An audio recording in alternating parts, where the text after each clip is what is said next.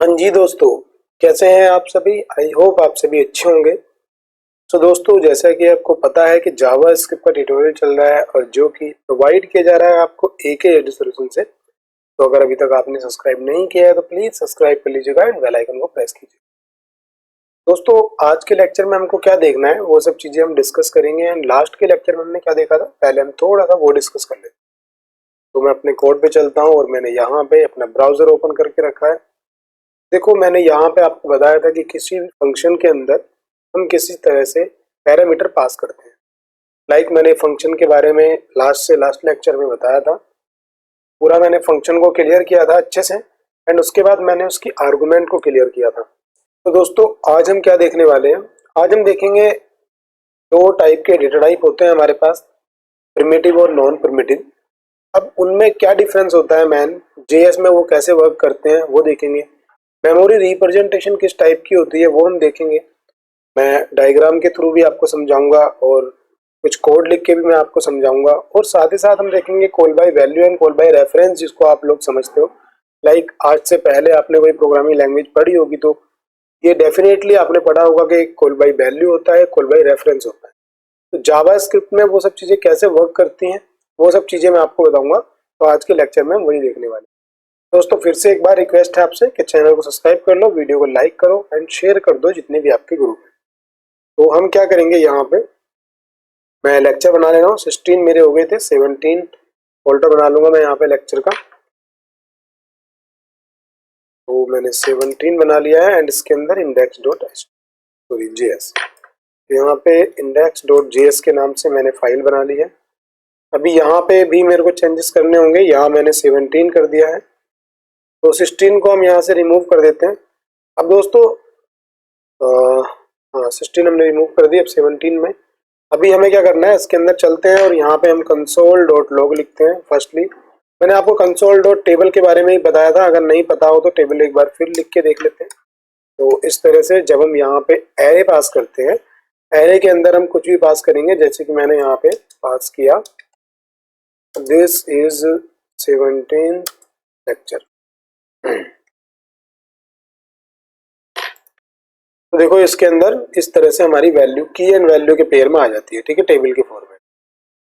तो हमारा ये फाइल इंजेक्ट हो गई है अच्छे से। अब दोस्तों, हमें देखना है प्रिमिटिव और नॉन प्रिमिटिव के बारे में। तो आपको ये रिसर्च करनी है। आज आपके लिए ये क्वेश्चन है कि आप जाइए क्रोम पे और प्रिमिटिव और नॉन प्रिमिटिव के बारे में देखो। देखो, ये सब चीजें मैं पहले बता चुका हूँ आपको, डेटा टाइप के बारे में, प्रिमिटिव क्या होते हैं, नॉन प्रिमिटिव। बट अगर आपको नहीं याद आ रहा है तो आप एक बार गूगल क्रोम पे जाइएगा और सर्च कीजिएगा इस चीज को, ठीक है। तो यहाँ पे मैं आपको call by value and call by reference के बारे में बताऊंगा। उससे पहले मैं थोड़ा सा बताऊंगा कि जो जावा स्क्रिप्ट है वो किस टाइप की मेमोरी यूज करती है। तो दोस्तों, अगर जावा स्क्रिप्ट की बात करें तो जावा स्क्रिप्ट में टू टाइप की मेमोरी यूज होती है। फर्स्ट मेमोरी होती है आपकी stack memory and second memory होती है हीप मेमोरी। तो अगर हम बात करें स्टैक की, एक होती है हमारी स्टैक मेमोरी। तो स्टैक मेमोरी का मतलब क्या होता है, आपने यहाँ पे एक वेरिएबल डिक्लेयर किया, आपने लिखा लेट आई इक्वल टू 0। तो दोस्तों, अब आई इक्वल टू 0 आपने लिखा। अब यहाँ पे आपने दूसरा वेरिएबल डिक्लेयर कर दिया, यहाँ पे जे इक्वल टू आई कर दिया। तो देखो, दोनों के अंदर हुआ कुछ नहीं है। यहाँ पे एक आपकी डिक्लेरेशन हुई है और यहाँ पे भी आपकी डिक्लेरेशन हुई है, बट ये किसके, आई की हेल्प से हुई है। चलो यहाँ पे कुछ वैल्यू चेंज कर देते हैं, मान लीजिएगा 9 मैंने कर दिया। तो यहाँ पे जे के अंदर अगर मैं कंसोल करता हूँ, दोनों को अभी कंसोल डॉट लॉग करता हूँ, आई को एंड साथ ही साथ मैं करूंगा जे को। मैंने जे को किया तो दोनों के अंदर वैल्यू क्या, 9 आने वाली है। अब दोस्तों, कॉन्सेप्ट कहाँ पे आता है, यहाँ तक तो बिल्कुल सेम चलता है, सही चलता है, कोई दिक्कत नहीं है। अब अगर मान लो मैं जे की वैल्यू चेंज करके 19 कर दूं, सॉरी 90 कर दूं, तो यहाँ पे क्या होगा, मेरी आई की वैल्यू 9 ही रहेगी और जे की वैल्यू 90 हो जाएगी। तो देखो, इन दोनों के अंदर ये चेंजेस है। अब ये है स्टैक की मेमोरी। अब इसको थोड़ा सा डायग्राम के थ्रू समझते हैं। जब डायग्राम के थ्रू आप समझ लोगे तब आपको चीजें समझ में आने लग जाएंगी अच्छे से। तो चलते हैं, यहाँ पे मैंने एक ड्रॉ ओपन किया हुआ है। तो दोस्तों, आप समझिएगा कि सबसे पहले आप देखो कि यहाँ पे मान लीजिएगा एक आपका ये तरह का है एंड इसी को आप पेस्ट कर लो यहाँ पे। तो इसी को हम बोल देते हैं स्टैक। तो ये मेमोरी किस तरह की है, ये इस तरह की स्टैक मेमोरी है, ठीक है। थोड़ा सा इधर होना था, चलो कोई बात नहीं।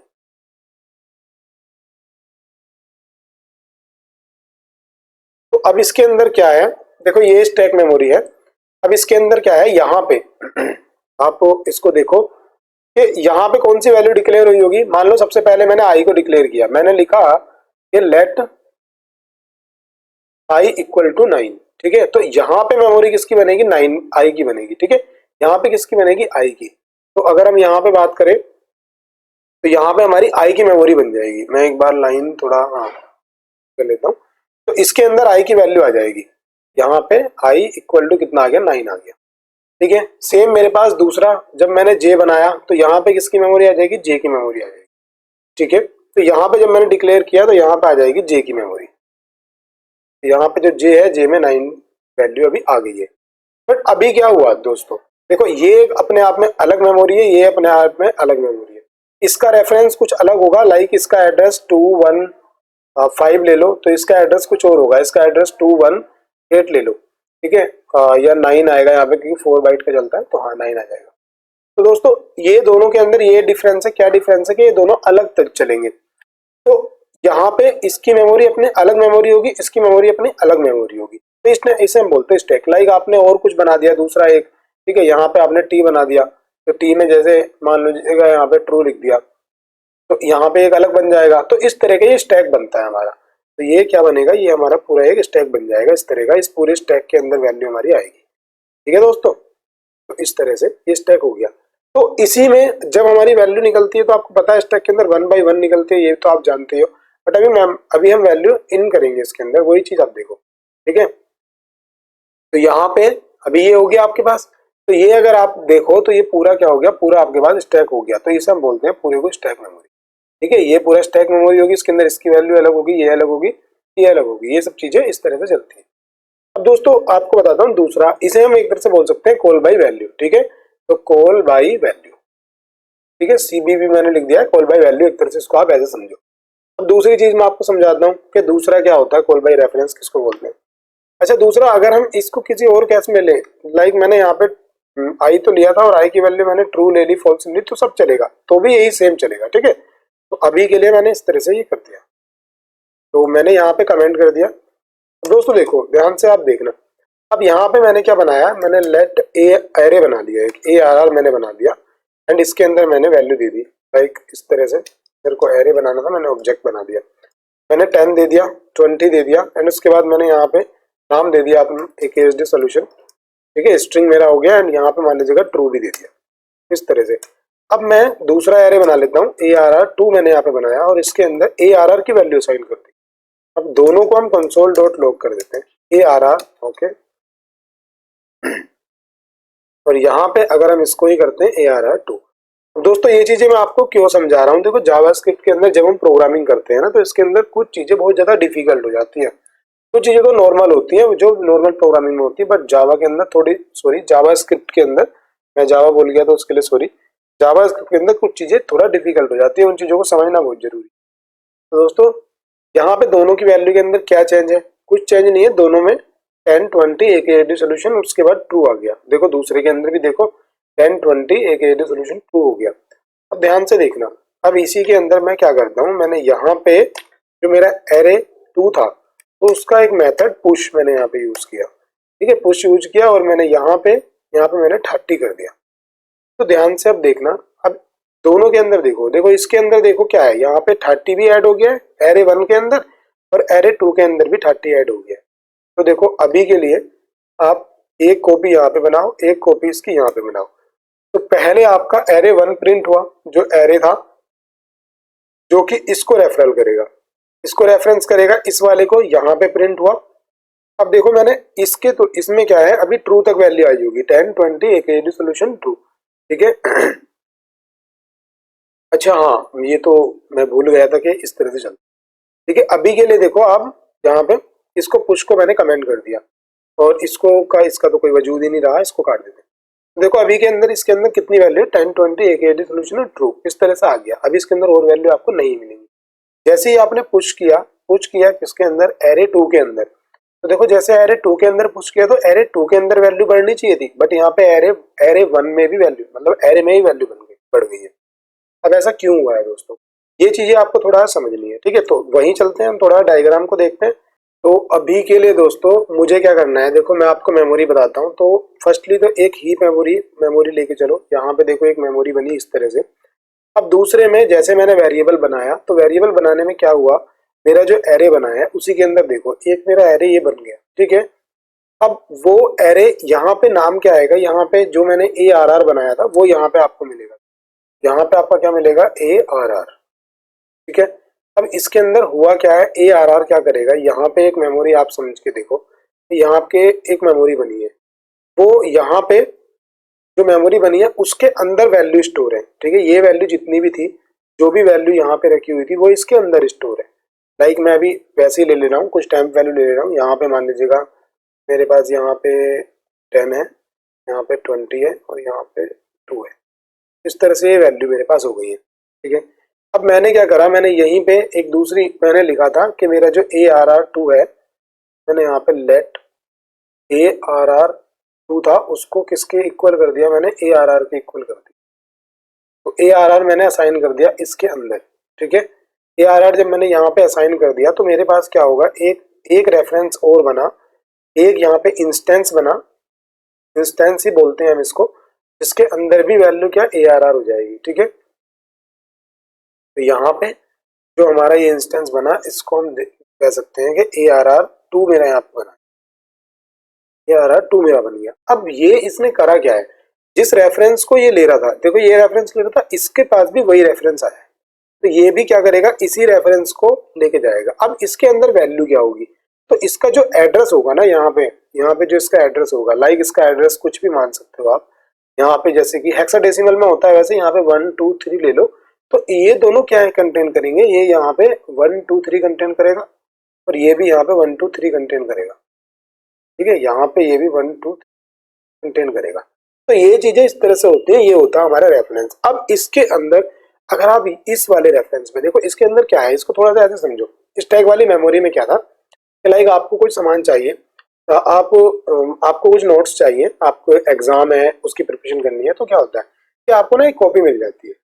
तो क्या करता है, जो भी आपका पार्टनर होता है, मतलब क्लासमेट या जो टीचर होते हैं, वो आपको क्या कहते हैं, जेरोक्स करा के दे देते हैं कि भाई ये कॉपी है, ये ले लो, सब में डिस्ट्रीब्यूट कर देते हैं।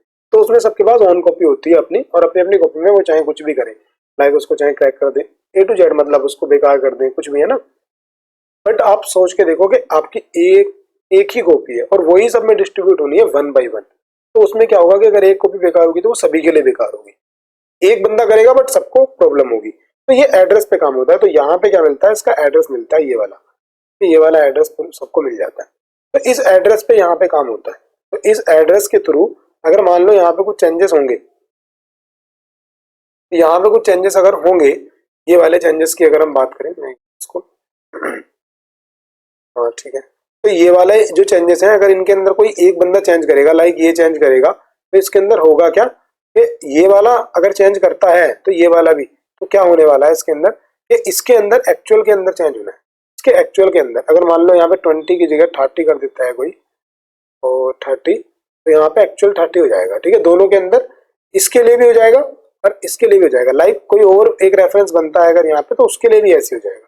तो ये चीजें थी call by value and call by reference. तो दोस्तों मैंने ये आपको बता दी है।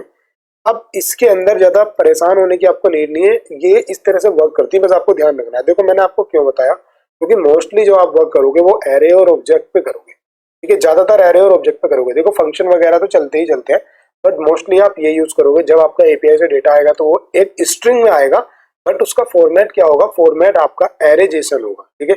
लाइक एरे के अंदर ऑब्जेक्ट की जेसन होगा तो वो स्ट्रिंग ही, बट उसको फिर आप कन्वर्ट करोगे लाइक पार्स करके या सीरियलाइज करके। लाइक मैं आपको दिखा भी देता हूँ। तो अगर हम यहाँ पे इनको हम कमेंट कर देते हैं यहाँ से, क्योंकि इनका हमारा काम हो गया है। अब देखो जैसे अगर हम कंसोल डॉट लॉग करते हैं इस तरह से, अब मैंने यहाँ पे क्या किया, एरे जो मेरे पास था डॉट, इसको स्ट्रिंगीफाई कर देते हैं। तो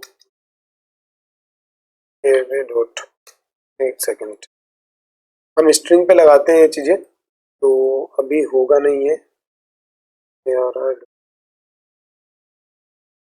देखो टू स्ट्रिंग हम यहाँ पे करते हैं, अभी हम देखते हैं हमारे पास क्या आएगा। तो देखो इस तरह से मेरे पास वैल्यू आ गई है। तो ये अभी तो स्ट्रिंग बन गया है, इसने पूरे को स्ट्रिंग बना दिया है, पूरा ही स्ट्रिंग बन चुका है ये, ठीक है। इसके अंदर ही हम क्या करते हैं, यहाँ पे अब हम अगर यहाँ पे लेके चले, कि हमारी वैल्यू कैसे दिखती है मैं आपको बता देता हूँ।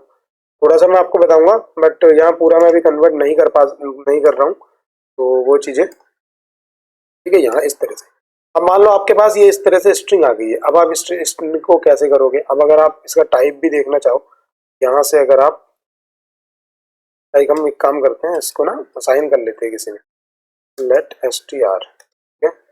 एंड यहाँ से मैंने स्ट्रिंग के अंदर कर लिया। अब देखो कंसोल डॉट लॉग करता हूँ मैं, कंसोल डॉट लॉग str मैं करूँगा टाइप ऑफ इसका str का, तो क्या मिलेगा मेरे को? स्ट्रिंग मिलेगा, ठीक है। अब अगर मैं इसका 0 इंडेक्स करता हूँ तो मेरे पास क्या मिलने वाला है? टाइप ऑफ, इस तरह से मैंने 0 इंडेक्स किया तो देखो यहाँ मेरे पे ये मिलने वाला है। अब दोस्तों अगर इसी को डॉट मैंने यहाँ पे, अगर मैं इसी को यहाँ पे लेके चलता हूँ, ये मेरा जो स्ट्रिंग के फॉर्मेट में आ चुका है, तो इसी को हम कन्वर्ट भी कर सकते हैं, एरे के अंदर भी सब चीजों में कन्वर्ट कर सकते हैं। तो इस तरह से हमारे पास चलता है। वैसे नॉर्मली जो हमारे पास होता है वो क्या होता है, इसके अंदर जेसन होती है। इसके अंदर जेसन कैसे होती है वो चीज मैं आपको बताऊं। तो यहाँ पे अगर हम जाते हैं तो इसके अंदर जो जेसन होती है हमारी इस तरह से होती है, ठीक है। तो जेसन के अंदर जेसन चलती है, उसके अंदर भी जेसन होती है। तो ये सब चीजें इस तरह से एपीआई से आपको मिलती है। तो ऐसे होता है। तो हम इसके 0 इंडेक्स को तोड़ लेते हैं, ठीक है। पहले इसको कन्वर्ट कर लेते हैं, पार्स कर लेते हैं, पार्स करने के बाद इस तरह से हम इसको करते हैं। तो दोस्तों अभी मैं कराऊंगा, प्रोजेक्ट बनवाऊंगा, तो एपीआई के साथ आपको इंटरेक्ट कराऊंगा, तब आप बहुत सारी चीजें। तो आज के लेक्चर में इतना ही कुछ था, यही आपको बताना था। अब आगे और लेक्चर आएंगे, कंटिन्यू करेंगे हम और चीजें और डीपली चीजें देखेंगे। दोस्तों आपसे रिक्वेस्ट है कि वीडियो को लाइक करो, शेयर करो, जल्द से ज्यादा चैनल को सब्सक्राइब कर लो। सो थैंक्स फॉर वॉचिंग, मिलते हैं नेक्स्ट वीडियो में, टेक केयर।